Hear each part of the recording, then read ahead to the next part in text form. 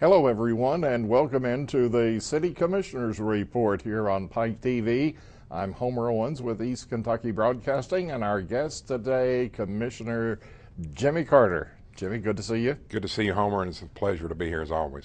My pleasure also, I might add. Well, the City Commission meeting once again recently, and as always, you have a full plate to talk about. Your agenda was packed full of information that the citizens of Pikeville need to know, absolutely want to know, and also it's good to pass out information for those who don't live in the city because we're so affected by the activities that we have county, city, county. Exactly. You know, we may be only a population of a little over 6,000, but we have a tremendous amount of people every day that come into the city of Pikeville that helps pays our occupational tax, and so it affects everybody. I mean, just not for the citizens of Pikeville, but the people that come in and work and contribute to the city of Pikeville. Absolutely. One of the topics that you talked about in your most recent commission meeting was the Expo Center. I understand from what I've researched, the building is still owned by the state, but you guys, you fathers, leased it. Correct. We got a 99-year lease, and I think the state was tickled to death to let us have it for 99 years at $1 a year. So we feel comfortable with that, and we're already starting to see very good response and just everything just moving forward. Despite the economy today, we know it's kind of tough out there, but you know, we've had some extra events this past year, and we've got some good events coming up. And you know, I believe, you know, the report was it was over 10% more people walking through the doors than this time last year. So that's what we wanted. We want to put people in the seats. We wanted people to get out, and you know, we've always talked about it's a quality of life issue. So we want to get everybody out there to have a good time and enjoy themselves. An interesting twist on your 99-year lease. You'll have no trouble about billing or receiving bills on it, will you? No, we want to make sure there's not any problems in the next 99 years. So we went ahead and paid the $99 up front, and prepay. So we prepaid that lease off. So we're good to go. The next big event that's scheduled for the Expo Center will take place on September 13th. It'll be a group that's been here on 2 different occasions already in Pikeville. Have to assume they like the venue and like playing before this crowd. They must do. I was fortunate to see them the first time they were here on New Year's Eve, and it was a packed house. I understand the second time was also a packed house, and I would expect the same thing with Lynyrd Skynyrd, and especially with the guests they're bringing with them. The undercard is wonderful. Yes, it is. Local talent at that. Sunday Best and Logan Hall, the recent winner of the US 23 contest. I understand, staying on the subject of the Expo, that the Expo Center was utilized 280 days out of the possible 365 last year. Yeah, and I'll tell you, it's amazing on the different venues, or not venues, but the different activities that can go on at the same time, and each one not really know that it's going on around them. I'll give you a good example. Main Street Live this past Friday had a huge crowd for Country and Western Night at the Plaza, and I wasn't aware, but there was a huge wedding going on the floor of the Expo Center. I walked in and I was just looking around and opened the curtains, and it's like the Wizard of Oz. It was beautiful. The setup was down there. They couldn't hear what was going on outside. We didn't know that was from the outside what was going on in the inside. So there's multiple things that can be going on, and a lot of people don't realize it. It's that kind of utilization that you envisioned when you went into the original lease a year ago. By the way, it's almost impossible to put to rest the rumor that the Expo Center is losing money. That fact was built into the original concept of the Expo Center when it was first dreamed up. $650,000. I'll put the figure out there, and there's no reason to think it will be any less this year. No, and we're between that 550 and 6. I think is where we're at. Yeah, it's designed to lose money, and you know, and people think, and they say and think to themselves, well, we can't afford that. Well, I don't think we can afford not to, because we know that our tax receipts from restaurants, filling stations, hotels are up, and they keep rising. So we know that it's working, that it's bringing people into town. And that's the financial base to provide the service. Right. With the restaurant tax and the bed tax from the hotels, that's what keeps the Expo Center going. So we don't know exactly, but we feel very confident that it's at least a break even, and it could be making it, but it's really hard. It's one of those factors that you don't really know until it's gone, and you can probably see everything drop at that point. But we feel very confident. Like I said, there's not a center like it. The Rupp Arenas in the world, all these, and they all lose money. They lose big money compared to what we do. So that's the way they're designed. They're designed to bring people into the area to spend money to help the tax base.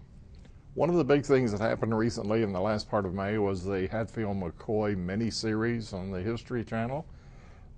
Let's talk about a different aspect of tourism in Pikeville just for a moment. There's a tour bus now that you guys have purchased and have in operation, and also a trailer. Tell us all about that. Well, with the onset of all the tourists, and I think it's very exciting to in the evenings to walk up or drive through town and see a lot of people walking up and down with their booklets looking for all the tour sites in town. It's something that we're not used to seeing. So if you see these people walking the streets of downtown Pikeville, please speak to them and talk to them and let them know we enjoy them being in town. But what we found that we needed for the city, the county tourism, the city tourism had a just like a 8-passenger like minibus, and it just wasn't functional to what we really needed with the onset of all the tourists. So the city purchased a 14-passenger like tour bus. It's got the large windows to where you can see out better, and air conditioned a lot better. And so we're going to use a dual purpose for that. It'll be used for tours that for the Hatfield-McCoy area and the downtown area, and also for the River Trail system. It'll have I guess a trailer, you could say, that will pull behind that. I think you could put up to 14 to 16 kayaks on. A cargo type trailer. Right. It'll have metal racks to where the kayaks and canoes can. Now there's a purpose for that. Explain that. Well, for the River Trail side of this, we'll the bus and the trailer will go to the launch ramp behind the Texas Roadhouse. I think it's Fridays, Saturdays, and Sundays at 2 o'clock, 4 o'clock, and 6 o'clock, and the bus will be there. So if anybody coming down the river can load their kayak up and take it back up river, and then this is a no charge. This is free service. And where is the launch point coming down river? There's several up that way, up on the south end of town. It's up around the old Patco shopping area up there. There's one there. There's one at the cut through. There's one at Pikeville High School, I believe. No, not Pikeville High School, but one above that one. But I think there's 3 right in through there. So call Sean Cochran at the city, and he can give you all the information, exact times that the bus and the trailer will be there to pick you up at the Texas Roadhouse launch ramp. Is there any charge for that? No, it's a free service that we're offering for all the kayakers. You mentioned earlier, before we went on the air, about the Frankfort State Journal newspaper featuring the river trails here in Pikeville. An outstanding article. I think it was the July 8th edition. They were doing they have been doing all summer different articles about different Blue River trails in the state of Kentucky, and Pikeville had a tremendous article. If you can go online and look at it, I'm not sure that you can, but maybe something that we can put a copy of on our website, on the city's website. I'll get link to it, and put a link to it to see if we can. And it's an excellent. It talks about the fishing and how clean the river water really is. Speaking of fishing, Jimmy, I'm hearing good reports about the pond. The yield there is really tremendous. It's huge, and that's one of those good and bad situations, Homer. It's good that we've got so many great fish in there, but we may have to look at thinning them out a little bit, and that's something the state's looking into, and we need to continue to look into to see how they want to handle that. But my understanding, there's some huge bass in there right now, and just a reminder that all the bass there are catch and release. And they're good sized? Very good size. A couple of years ago, it was determined by those who could afford to invest in it that the city of Pikeville needed more hotel rooms. Well, here comes the Hatfield-McCoy miniseries, and that puts an added impetus on the need for those rooms. And that brings us to the subject of the Hilton Gardens, which is now under construction. It is finally coming out of the ground. We've been anticipating this for about a year or so, and excuse me, this is really going to enhance the downtown area. Excuse me. What this is going to bring for downtown is another restaurant. They're going to have a restaurant in this, and an additional, I think, around 140 rooms. On top of that, this is going to give 200 plus, 250, 275 rooms adjacent to the expo center. So our tourism department can You're taking into consideration Hampton also? Yes, yes. With the Hampton and the Hilton Garden Suites, that we'll be able to be able to track some larger conventions, and with what we've got going on right now as far as tourism and things to do, and there's no reason that we can't start attracting some of these larger conventions once that happens. And that will play into the utilization of the expo center? Even more. Even more. The Hilton Gardens, let's locate it geographically in the city of Pikeville. It's foot of Elm Street and Hambly Boulevard. Correct. It takes in the last little corner there, goes, I guess, College Street on the backside, Elm and Hambly. So it's kind of an L-shaped that'll be coming in and connecting to the Hampton. Talk for a moment about downtown Pikeville. You mentioned it there. On the first and third Fridays of every month, there's huge activity downtown. The Pikeville Main Street program, Homer, has done a tremendous job of this is, I think, the second year of Main Street Live, where we bring local talent in to perform. The Expo Center, excuse me, has drinks and food for sale, and the atmosphere is just wonderful. I mean, it's the 3 to 4 times that I've been there, it's been packed pretty much. Centering around the Billy Johnson stage? Yes, and excuse me, it's it just really just blows me away, to be honest with you, that so many local people are there, but the tourists that are there. This past Friday, I was there with the Country Western Night, and absolutely packed with a lot of local people singing, a lot of local people there. But there was, I don't know, 5 or 6 groups of tourists that had tables there. And after I got an opportunity and the privilege and the pleasure to present our local Miss Kentucky, Jessica Casebolt, Key to the City, in a proclamation, they came to me afterwards and said, what a great downtown area you all have. I mean, they're from everywhere from North Carolina, Tennessee, just different places. And this is exactly the reaction that you'd like to have. Oh, I mean, it just makes you feel good about what we're doing and the direction we're going when you have people just come up to you and say, hey, this is great, keep it up, you all do a great job. And, you know, that's what we were working towards, and we're not there yet, but we're getting very close. I can tell you that East Kentucky Broadcasting will be utilizing that location, the Billy Johnson stage, the plaza, for our second year celebration of our morning show. Oh, that's wonderful. And we've already booked into it. It's I remember the last one y'all did. Oh, a lot of fun. That's a lot of fun. This will be even better, as a matter of fact. You mentioned Jessica Casebolt. For those of you who have not heard, she is a native of Pikeville. She is also Miss Kentucky. Yeah, and what you a know, wonderful, wonderful lady. Oh, just a sweetheart, I'll tell you. And the whole family is just a great asset to this community, and she's going to be such a great spokesperson for the state, and even better for Pikeville and Pike County, because she has an opportunity to go to a lot of places, and they're going to say, where are you from? She's going to say Pikeville, and priceless. Just helps us that much more of bringing the message out to the state and the surrounding areas. Her mother, by the way, is Carol Casebolt, who works not only at East Kentucky Broadcasting, but also at Pikeville Medical Center.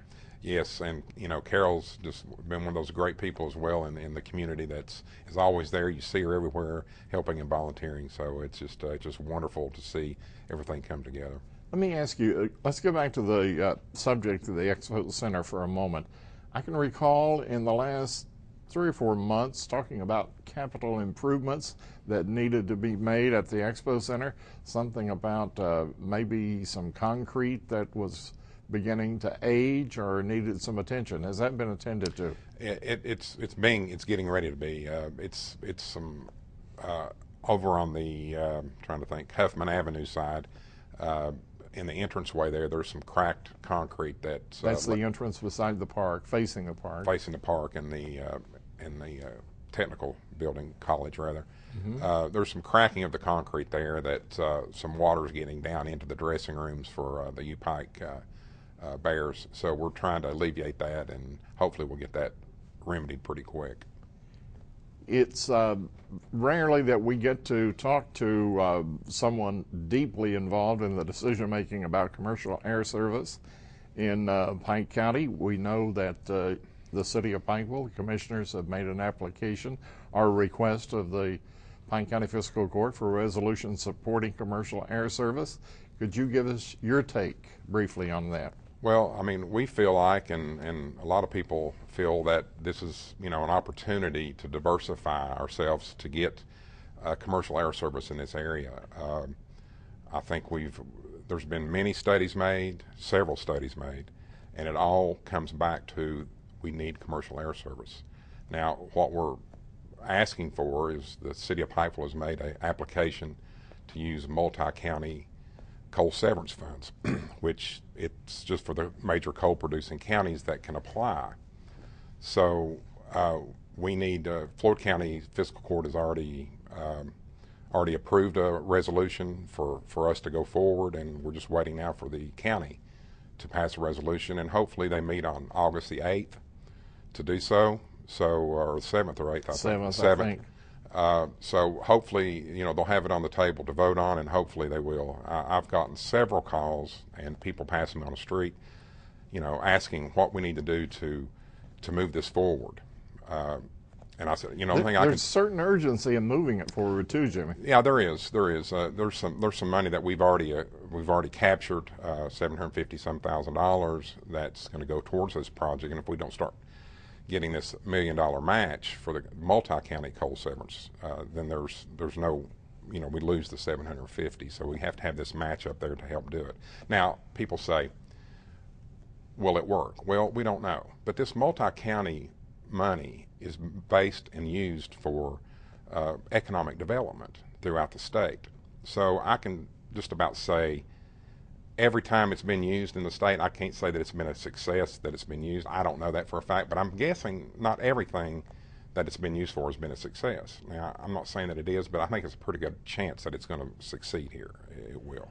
It's actually a 2-year trial period to see whether or not it will work, whether or not it will catch on, has the interest of the business community or the general public. That is correct. They feel like in 2 years you'll know. Some of the models that we're basing this off of, 2 years seems to be the stepping stone or where it needs to be to find out if it takes 2 counties or more to secure that okay from the governor, who has the discretionary use of those funds. You can only petition him to use them on certain projects, and if he decides that's the one, that's where the money will go. That is correct. And again, people say, what can I do to make this happen? Or only thing I can tell them to do is to contact their local magistrate, call them and let them know that you support it, or call the county judge's office and let them know that you support it. And hopefully on August the 7th, we'll be able to move forward with this project. Jimmy, thank you so much. Don't you go away, audience, because in just a few moments, Jimmy Carter is going to be talking with firefighters from the Pikeville Fire Department who have participated in a combat challenge, a 5-event situation in which physical fitness plays a part. Jimmy, you'll be talking to those gentlemen. Yeah, and it's physical fitness is a huge part. It's the only part of it. It's really something else to watch. Thank you so much, Jimmy. Always a pleasure to talk to you. Don't go away, folks. City Commissioner's report continues in just a moment.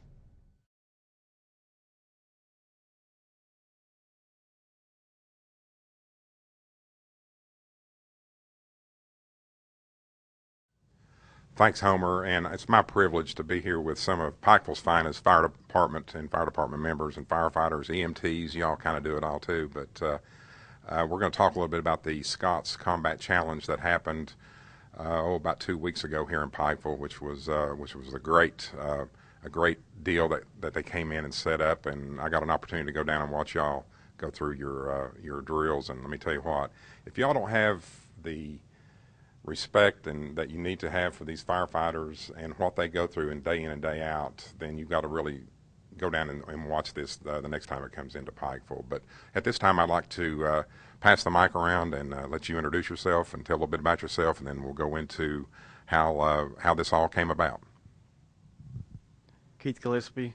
I'm lieutenant with the Pikeville Fire Department. I've been with the department 20 years, and we're the original members of the relay team, so this makes our second year that we've been doing it. I'm Nick Potter. I've been with the fire department this will be my third year, and it's one of the hardest events you can do, physically demanding, but we enjoy doing it, and like Keith said, this is our second year doing it, and we intend on doing it for however long we can.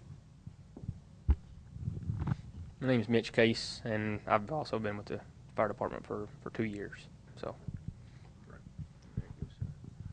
thanks, guys, and we're going to talk a little bit. We've got a few minutes here to talk about the type of relay that you all do. So, if y'all could break it down into maybe thirds. I know there's probably there's more of the way that, but going up the stairs and all that kind of stuff. But give us a little background about the process of training for it, maybe at first, and then pass the mic and then talk about each different step of it.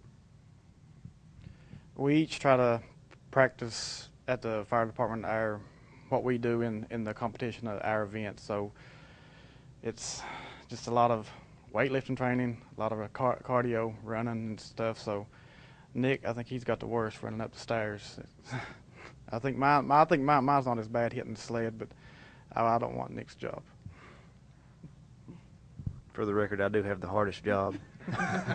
The steps, they just seem to go on forever once you start up them. You kind of start getting dizzy. You turn so many times. There's 6 flights altogether, and I think altogether it's almost 50 feet to the top. But it's a lot of hard work and a lot of putting time in the weight room and running, and you just got to keep at it. They all carry weights, all that. So how much weight are you carrying as you're going up those steps at a blistering pace? Well, the helmet and the turnout gear probably weighs about 8 pounds altogether, what you wear. And then the high-rise pack I carry weighs 42 pounds, I believe. And then the air pack we wear on the back probably weighs about 15, 20 pounds. along with the weight training, you have to try to work out every muscle that you possibly can, because doing the combat challenge, it does take everything that you have. But after the stairs, once he gets up there, he passes the baton off to me, and then I pull 42 pounds of hose up 41 feet to the top of the tower, and then have to put it back in the box and hand the baton back off to him. So and that's mainly my duties with the combat challenge. And then after that? Then after that, once I hand the baton back to him, he runs back down the stairs, hitting every step on the way down, because if he doesn't hit every step, if he skips one, then we get a 2-second penalty, and time is a big factor of the combat challenge. After Nick runs down the steps, he'll hand the baton off to me. I'm on the Kaiser sled. It's 160 pounds steel I-beam, and you got to hit it backwards 5 feet with a 9-pound shot mallet. But that's like a rubber mallet, correct? Yeah, yes. So you're hitting rubber against steel. Yes. Don't go very far, does it? No, it don't. Okay. No. Then after that, you have to pick up the baton and then run 120 feet through a slalom course, and then I hand off the baton to Justin Maynard, which he advances the charge total line 75 feet. You got to go through a set of gates. When you go through the gates, you've got to squirt water and knock it down a target. And after that, he hands off the baton to Brandon Hayton, which he's got the 175-pound mannequin. He's got to drag it backwards 100 feet to the finish line. And basically, how long does this take on a good run? On a good run, we've got our time down to 1:27. That was our fastest time. We ran it when the Combat Challenge was here. Last year when we started, our fastest time was 1:42. So within almost a year, we've got it down almost 20 seconds. So we're hoping by the time we go to Myrtle Beach this year in November, that's going to be down a lot more. So it's very hard to put it in perspective, but you're running up 6 flights of steps, basically pulling up a 47-pound weight with hose, back down the steps, pulling hose, pulling a dummy 100-some feet, and doing it in 1:47 seconds. To me, it's amazing, and I got an opportunity to watch y'all in action on that Sunday morning when it all began, and it was only about 93 or 94 that morning, if I remember correctly. And with all of your equipment on, I was just standing there sweating. I didn't have to. I was just a bystander. But what you guys do, I know this is your second year, but it's not that you get paid any extra to do this. You all do it just for the challenge of it, and that's why they call it the Combat Challenge. But I know you're all getting ready to go to Lexington here to train again or run again to try to equal and best your times for that. And then last year, of course, y'all were in the Worlds, and I can't remember what place did y'all come in, like 40th or 40th in the world. Now this is the world. We're talking the big blue marble. So first year out, that's not a bad deal. But again, I want to thank you all for everything y'all do for the city, and like I said, this is just extra stuff that you do on the side, not counting all the other extra stuff y'all do on the side. These are Pikeville's heroes at their finest, and appreciate everything y'all do. Thanks.